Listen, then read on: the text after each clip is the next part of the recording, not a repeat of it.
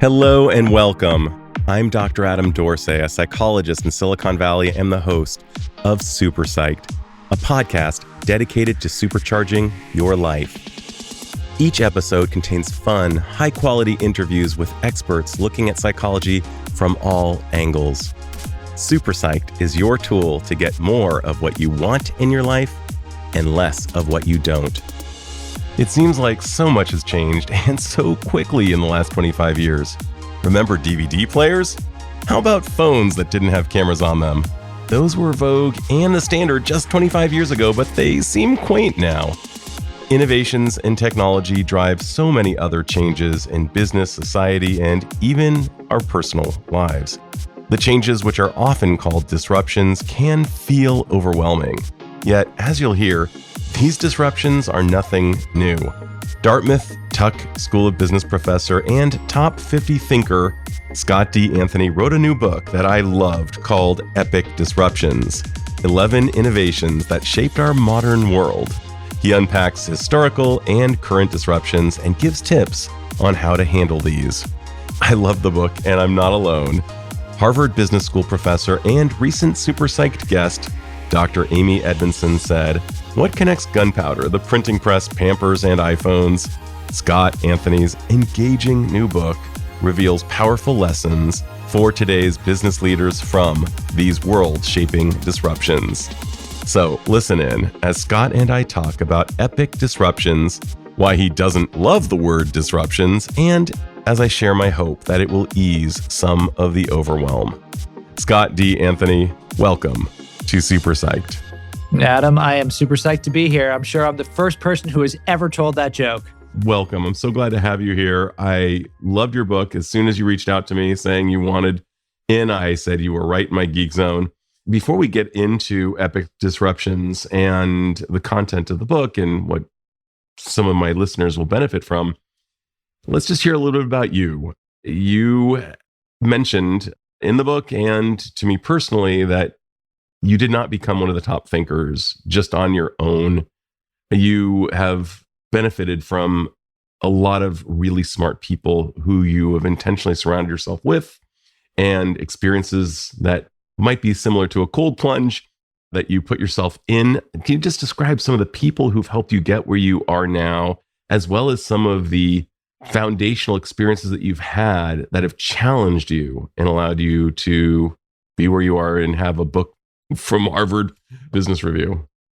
So people, it has to start with Clay Christensen professionally. I met Clay Christensen when I was 25 years old. I was in my second year at the Harvard Business School.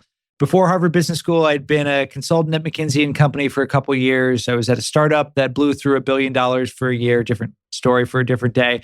And, like many second-year students, I didn't know what I wanted to do with my life. And then I took Clay's class, and he had written this book a few years prior called The Innovator's Dilemma. I read the book when I was flying out to Phoenix, Arizona to go and see the band Pearl Jam with my friend Chris Cal. And the book just literally changed my life. I read the book, and I'm like, I can see things I couldn't see before. I can understand projects that I worked on. I've got new lenses for it. All the classes I'm taking, I see them differently. It just connected with me. And then Clay said a couple weeks after that, I've got some funding from the dean to hire a researcher. Whoever I hire will materially drag down the average salary of the graduating class, but it'll be an interesting experience. And again, I was 25. I didn't know what I wanted to do with my life. I said, why not? I ended up doing a couple years of research with him. We wrote my first book together, joined the consulting company that he founded, and off to the races we were. And he's just one of many great thought leaders who have been generous with their time, who have been willing to engage in discussions, clients that I, back in my old days as a consultant, that essentially were my research and development lab. My best clients became my best friends. Carl Ron at Procter & Gamble, for example, I've now been friends with for more than 20 years. So great privilege of having tremendous people that I can learn from all throughout my journey. I could talk about experiences too, but I realize that's actually, I've already gone on for long enough that I might pause there before I talk about one the or cold two of them, because I know you spent time at 12 years in Singapore, for example. And what are some of the kind of tantamount to a cold plunge or anything that might be a little scary? I really do believe in the axiom that everything we want is on the other side of fear. What are some of the things that have scared you that have grown you? Well, for sure, Singapore. I briefly mentioned this guy, Carl Ron from P&G. He was actually hugely influential in this. So, I was consultant to P&G, started doing that in probably 2005 and worked with them for the next few years. Carl Ron was a senior person there, vice president in charge of R&D for fabric and home care. So if you've used a Swiffer or Febreze or Mr. Clean Magic Eraser, you can thank Carl. And I just remember a conversation with Carl where he said, at P&G, we are a global company, which means you cannot get promoted unless you spent at least 5 years overseas. He did his time in Venezuela. And I had spent a year in London when I was 22. That didn't quite count. So through a kind of random set of things, an opportunity opened up to go to Singapore through Insight. And my wife and I, and at the time our 2 young kids, they were 2 and 4 when we did it, made the jump. And we thought, well, this will be 2 years or so, and then we'll come back. And it ended up being 12. We had 2 more kids while we were there, and just truly a life-changing experience. And then on the way back, cold plunge number 2, 2022, decided I was going to do not 1 big change, but 2. I was going to move back from Singapore to the US and then change from being a consultant, which I'd been for now more than 20 years across Insight and McKinsey, to being a teacher at the Tuck School of Business. I had some preparation for it just because I spoke a lot in client settings and at conferences and so on. But teaching and preaching, I learned very quickly, are very different things. And I am still learning 3.5 years in what it takes to be a teacher, and just very different and incredibly invigorating experience that every day makes me a little bit scared. When you get in front of a group of students and you open your mouth, it's always just a pregnant pause. Who knows what's going to happen next? And I believe Adam Grant actually literally shreds all of his teaching materials every 2 years so that he has to start anew and keep it fresh. I don't know if that's the exact amount, but I just think it's fantastic that you're challenging yourself in front of really smart people and it's constantly upping your game. I want to talk a little bit about friendship maintenance before we get into the book. You have friends. And one of the things that men struggle to do is maintain those friendships. And I'm wondering, and of course, different friendships require different schedules of maintenance, but I'm just wondering, you seem to be a master at procuring and choosing really good people to surround yourself with, as well as maintaining those friendships. Can you talk about how you choose the people you surround yourself with and how you maintain those friendships? Let me stick with Carl Ron for a minute, just because, he's on my mind.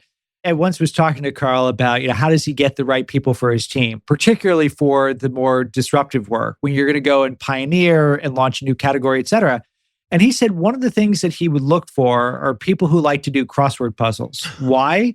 Because there's no intrinsic reason why you would do a crossword puzzle. There's no reward in doing it.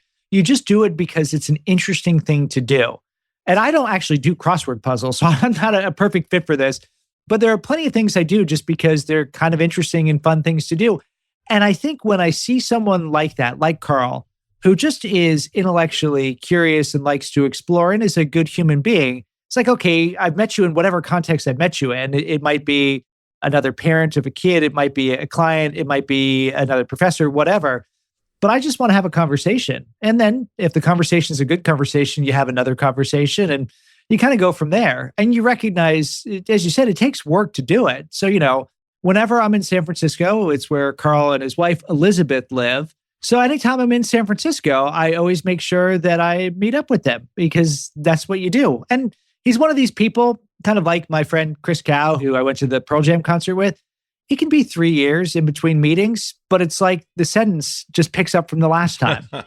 And I don't know exactly what's behind that, but it's something that I like and enjoy. My friend and colleague, Britt Frank, who's been on the podcast a few times, said that we have different feeding schedules for friendship. Some of us need to hang out all the time and they eat like hummingbirds, need to eat frequently. And then there are others who eat more on the schedule, not comporting themselves like this animal, but a scorpion, which eats apparently like once a month. I forget the exact, but it's very important for us to know that. And the reason I asked you that question is I work with men primarily, and friendship is a challenging area. I gave my second TEDx talk on friendship in adulthood because it is so crucial, not just to our physical and mental health. I mean, we know from a study that transpired right near you in Cambridge, Mass, about Harvard and South Boston.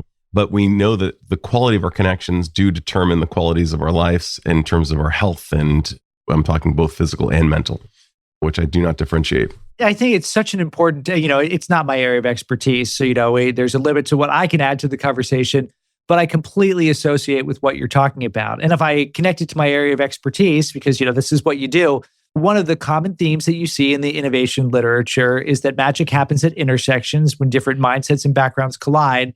The more you've got a diverse set of relationships, the more you've got people you can talk to about things, of course, it helps to sustain you emotionally. And that is critically important. And it also could be something that has some real business benefits as well. Carl is one of 6 or 7 people that when I've got a big thing I'm wrestling with, should I make this career decision or that career decision? It's kind of, the kitchen cabinet or the personal board of directors or whatever. You bounce ideas off them and you just never know where you're going to get a fragment to say, I thought my choice was this or that. Actually, there's a third thing I just have not seen that now is opened up to me. I think what you talk about is so incredibly important along lots of different dimensions. And we think about the iPhone as being the byproduct of just brilliant technological thought. And yet it's the byproduct, as you just said, of so many relationships that have come together and created this game-changing piece of technology. For the sake of taxonomy, let's talk about what innovation is and what disruption is. Toward the end of your book, you even very, I think, appropriately said that your mentor, Clay, thought the word disruption might have been misused and there might have been a better word for it. But I'd love for you just to say to my listeners what innovation is and what disruptions are. Great. So let me do innovation first. So the definition I use for innovation is something different that creates value. You can break that phrase into 2 parts. Something different is very intentionally vague. It leaves room for great big things like hypersonic planes and everyday things that make life just a little bit better. The vagueness reminds us that both of those count, and innovation is not the job of the few, it's the responsibility of the many. Creates value, separates innovation from precursors like invention and creativity, essential ingredients, of course. But until you turn the spark into whatever kind of value you're trying to create, revenues, profits, more satisfied employees, a happier self, you have not truly innovated. The creation of value is the critical component of innovation. Disruption then is a subset of innovation. And I think the easiest way to explain this is just tell you a brief story. So my father was born in 1947. At that time, there was exactly 1 computer in the world. It weighed about 20 tons. There was no way my father would ever see it. I was born in 1975. Now there are tens of thousands of computers. They're smaller, but they're still really expensive and really centralized. Only big companies have them. When my daughter Holly is born in 2007, now there are hundreds of millions of computers. They're in laptops and desktops. And of course, that was the year, you mentioned it before, Steve Jobs and team introduced the iPhone. Today, there are billions of computers in our pockets and in our palms. That's disruptive innovation. Take things that once were complicated and expensive, make them simple and affordable, change market dynamics, drive explosive growth. And you describe that in every possible industry. I mean, industries that feel as far afield as the origins of gunpowder, the origins of the printing press, all the way up to Bethlehem Steel, its rise and fall. And epic disruptions, you wouldn't imagine it to be a funny or perhaps even a story-like book, but it's both, in addition to being a very important business contribution in this age where you even say, so funnily, that we're living in unprecedented times, and one of the speakers laments that we're not living in more precedented times. But this is a really important book for this time, and it's very, very edifying and enjoyable read. So good on you for creating this book as a contribution and the byproduct of your consideration of how you would invest your heartbeats and this opportunity cost known as time. A really big deal. I'm sorry, just one last thing before I even get to my next question. It made me smile when you cited Stephen King as someone who said, write initially with the door closed and then with the door open. And you even revealed to the listener, and in my case, because I listened to it on Audible, but the reader, how your book is so much better for having received the input from others. And so I think that's really important. Fun fact, my daughter, who is a senior in high school, is taking a creative writing class. And the first book the teacher had them read was the Stephen King book on writing. So I thought that was a nice full circle moment. But, you heard it in the extra content that is in the audio only book. Every book, it's the third version where I feel like I'm beginning to get it. Sometimes even then, I don't feel like I've fully got it. Epic Disruptions, I think I had it in the third version. But that's what it takes. It takes editing and it takes feedback and it takes confidence and humility at the same time. The confidence to say, I've got something to say, the humility to say, it's not quite right and it can be better. So good. Lest we suffer the emperor in his new clothes phenomenon, which none of us wants. But many of us are really afraid to receive feedback. Let's actually go there. They say, not euphemistically, or sometimes euphemistically, that feedback is a gift. How do you solicit feedback and how do you receive it when it's given, especially when perhaps it contradicts what you would want to hear? Well, I will first say it is really hard. Like many people who followed the career path that I did and spent a lot of time in consulting, the phrase insecure overachiever could be applied to me. And insecure overachievers, I remember a former colleague saying, the worst thing you can say to them is, you did a pretty good job. It's kind of like a B+. Good feedback is always a B+ max. It's always, here's some things that are good, here's some things that you can work on, et cetera. So, there is a little bit where it's not easy to receive. Where I have mentally conditioned myself to is recognition that my goal always is to make things as good as they can possibly be. And a person who is giving feedback in that spirit, in a goal of making things as good as they can possibly be, is with me on a journey to a better place. So, sometimes I will get feedback and it's just, I really don't like this, that, you, whatever. This happens in class too. I have a little flash poll that I ask after every single class that I take, and then I get official feedback at the end of the term. Sometimes you just hit somebody's nerve and they don't like it, and you get something that's not very helpful, which is just, I don't like this, that, you, that joke, that line, whatever. And I'm like, okay, noted. I can't do anything with that. You probably have your own stuff going on. Fine. But when someone says, you might not realize it, but, or Thomas Weddell-Weddelsberg, who is another person who became a friend in the most unlikely of ways because I peer-reviewed his book, then he peer-reviewed my book, then we met at some point. That was 10 years ago. Now we're good buddies. But Thomas Weddell-Weddelsberg is incredibly generous with feedback. When he read the first version of the book, he said, this chapter you have on steel, it does not work. It's boring. It's just the same story Clay has told, bigger. He said, what if you flip the chapter and tell it through the eyes of Bethlehem Steel? I said, I just hadn't even thought about that. And that's what great feedback is. It wasn't just, this is bad, make it better. It's, this isn't working, and here's something that you could do to actually go and make it better. Last thing I'd say, intentionally, I get feedback from 60 students in a given class. The people that I sent the manuscript to is 5 or 6 people.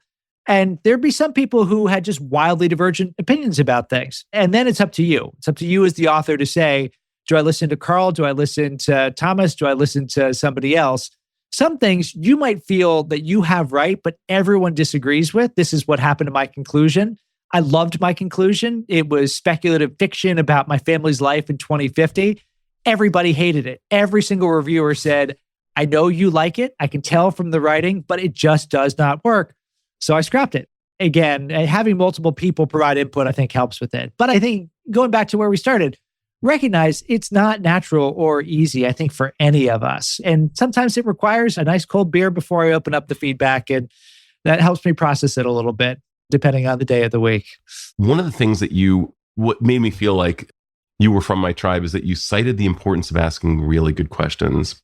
I've often said that the quality of our questions determines the quality of our life. One of the things you say is that you can't get a good answer without good questions.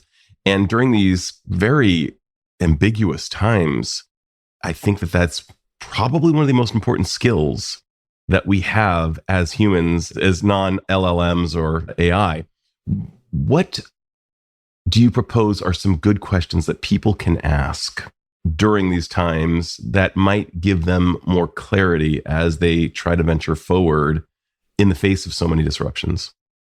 A fantastic question, I might say. I really do believe this is the unlock for innovation in general. If you look at what innovators do, they question the status quo. Innovation is something different that creates value.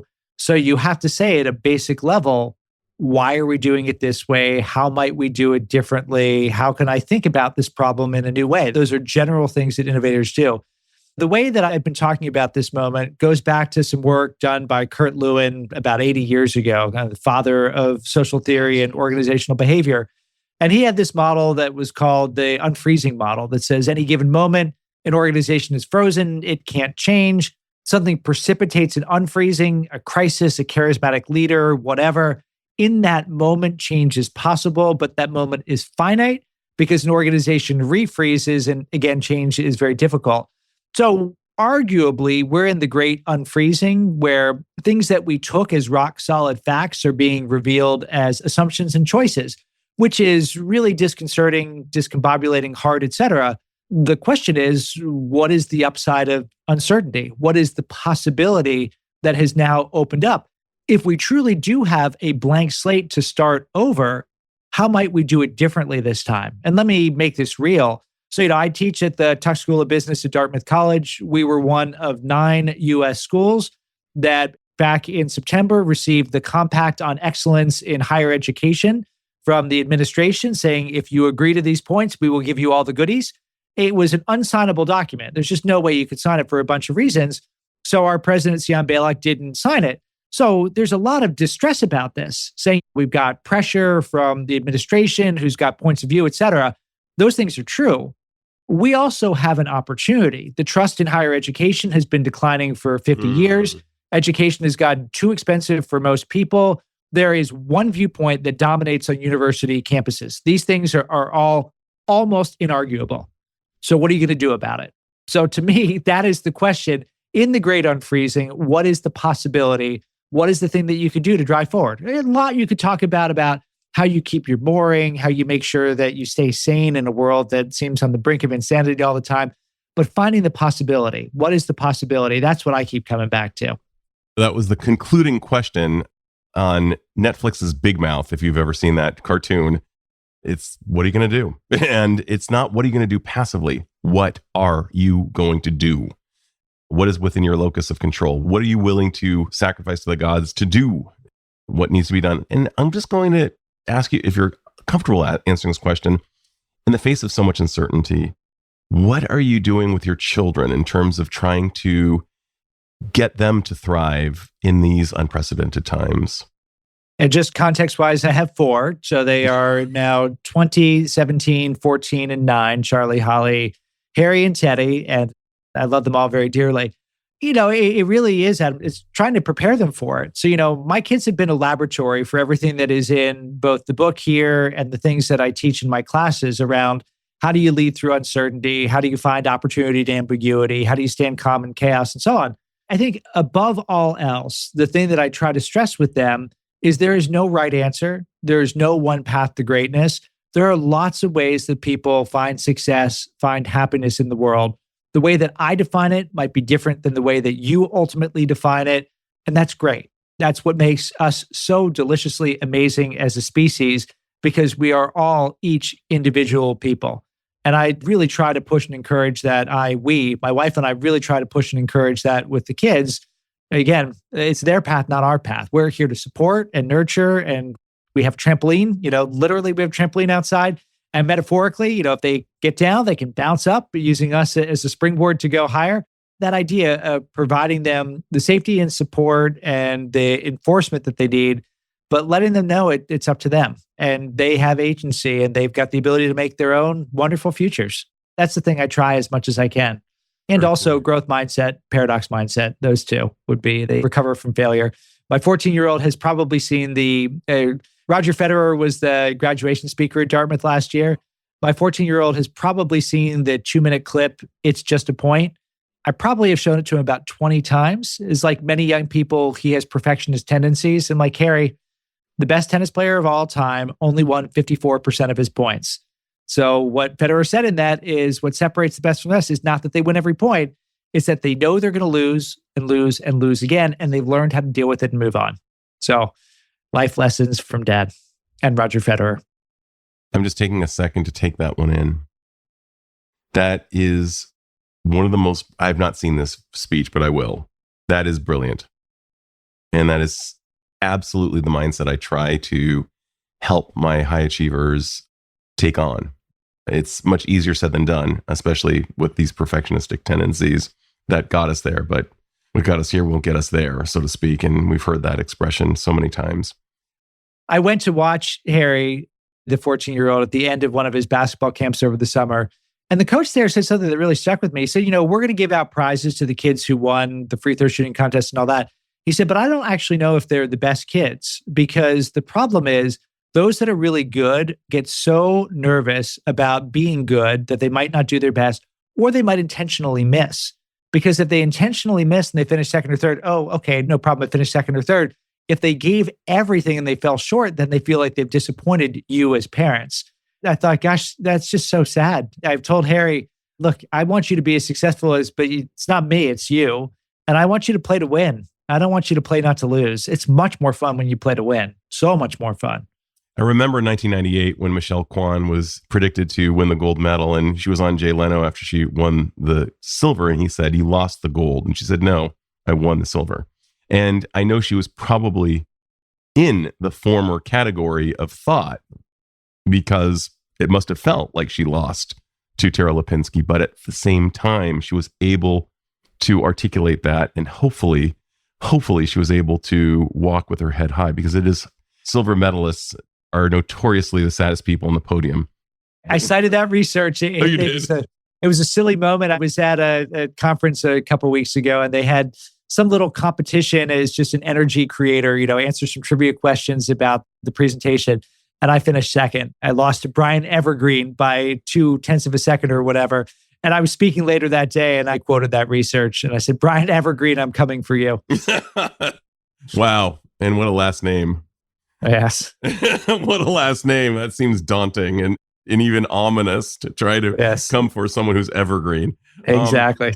Boy, of the great vignettes that you share, whether it's Florence Nightingale or Henry Ford, which was the one that you found the most edifying? Really, it's the Julia Child story. Julia Child was the last one I wrote, and the one that was both an unlock in the writing, and I found it so helpful since the book came out, just to illustrate a bunch of things. It really helps to highlight 3 points. One, it shows, to something you discussed earlier, how disruptive innovation comes in lots of forms. People are like, what did she disrupt? I'm like, well, in the 1950s, if you wanted to eat French food, what did you do? You got on a plane and you went to France if you lived in the US. When she and her co-authors, Simca Beck and Lucette Berthold, wrote Mastering the Art of French Cooking, anyone can do it in their own home. It is classic disruptive innovation. Her going on TV, exact same thing. Make it simple and affordable to do what once was complex and expensive. That's number one. Number two, it highlights that this isn't done by superheroes. Julia Child was not born a great chef. Nobody is. But she was actually a notoriously bad chef. The joke was she couldn't boil water. The first meal she cooked for her husband, Paul Child, was brains simmered in red wine sauce. She failed the test at Le Cordon Bleu. So this idea that work is involved in it, good fortune's involved in it, it isn't something that God gives you a certain gift. I mean, obviously there are gifts in everybody and that helps. But at the end of the day, these are normal people who are doing extraordinary things by following certain behaviors. And then finally, Julia Child shows very clearly the rewards to patience and persistence. She's had the first book deal in 1951. The book was supposed to come out in 1954. It took 2 publisher switches, including a near death in 1959, before the book came out in 1961, 7 years late. And this version of a story can replicate for anything. It's not a straight line. There are false steps, there are fumbles, there are failures on the way to success. That's just the way it is. What makes the disruptive innovators successful is they go and learn, adjust, they get knocked down, and they get up again, and they keep going. I call it running up the muddy hill with wind and rain in your face. In every single disruptor or person who was an innovator, you described that they had to do that. None of them made it through without incredible amounts of determination, discouragement, and all the other forms. Well, and as you were talking about before, friends. I mean, again, this is a really important, and this is a thing that I really learned from the book. I had an article I wrote, 12, 13 years ago where I said, there's prehistoric age where we don't have names. And then there's the era of the lone inventor, people like Johannes Gutenberg that are doing work on their own. And when I got into the details, I'm like, that's just not true.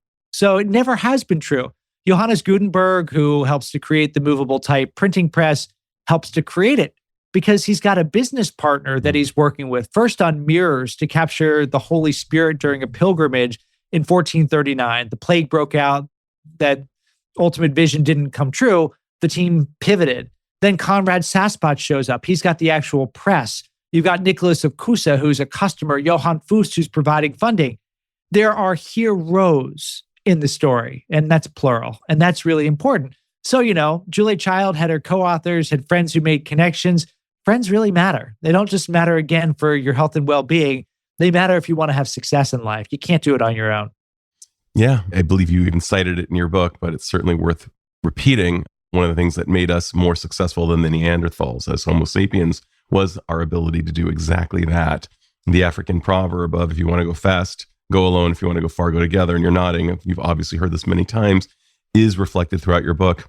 And I'm so glad you did. Is there anything that I should have asked but haven't yet asked? Always a tough question because we've had such a delightful, wide-ranging discussion. Good. I think the main points we've hit, so disruption changes the world. Generally, that's for good, but I think it is important to note, and we haven't talked about this actually, the downside of disruption. And this, I think, is worth pausing on for a second. So I'm a true believer. I'm a proselytizer. I've spent my career focusing on disruption. But the deeper I got into the book, the more I realized that there is a downside to it. And some of it is obvious. When market dynamics change, there are winners and losers. Some of it's a little bit more subtle. When society adjusts, when a disruption strikes, that can be really hard. So in the 1920s in major cities, cities are built for horses and for people, not for cars. So there's chaos and carnage on the street as a disruptive force comes and changes an industry. It takes time to work through that. And then finally, disruption can threaten our sense of self. It can be something that can threaten our identity. In the case of artificial intelligence, can even threaten our humanity. And when we feel those threats as individuals, you know very well, all sorts of defense mechanisms kick in where we give rational reasons to not do things, where in reality, we're trying to protect ourselves from something. So the book left me with a much greater sense that yes, on balance, disruption good, but understand these shadows, because if you don't see them, they can really swallow you up. That's, I guess, one area we didn't explore. Yeah. So if you were just to give just a little bit of insight on that, just even for a minute, what might it sound like? What's the least we need to know? So I think the least we need to know is, as individuals, recognize we all suffer from the status quo bias. I write about it in the book. The first time I went into a Waymo robo-taxi, my hands got sweaty. I got nervous because I'm a human. And new things, despite this being my life, new things are still a little bit scary to me. Recognize it, overcome it. Keep putting yourself out there. Keep trying new things. The pace of change only increases. There are no precedented times anymore. This is a world of unprecedented times. So we need to keep going and keep trying things. The antidote to fear, in my view, is fun. The more you view it as an adventure, as a game, as play, the easier it is to do. It is one of the great gifts of having children. When the kids are playing with new technologies, I just play alongside of them. And there's no fear in that. It's just the enjoyment of being with your kids doing a new thing. What wise advice. Well, I'm going to ask you the final question that I ask all of my guests, and that is, if you had the power magically to confer upon all humanity one insight or skill that would dramatically improve the lives of the individual, and since we're all connected, the people around that individual as well, what would that skill or insight be? I don't know if I count this as a skill or insight, but I guess I'll count it as an insight. I'm an optimist by nature. I am a realistic optimist. I recognize all the things that are going on in the world, but I wish for the world more optimism and for people more optimism and more of a, not even a growth mindset, but a possibility mindset that says that I can do things that make the world a better place. I have a role to play in it.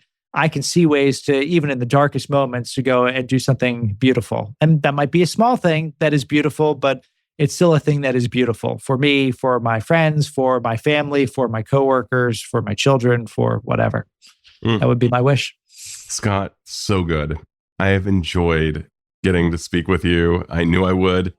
And I'm so grateful to you for having written the book and for sharing your wisdom with my listeners. Thank you, Adam. It's been great. Right on. This is Dr. Adam Dorsay thanking you for listening to SuperPsyched. If you know anyone who might like it or who might benefit from listening, share it. And if you like the episode, please hit subscribe.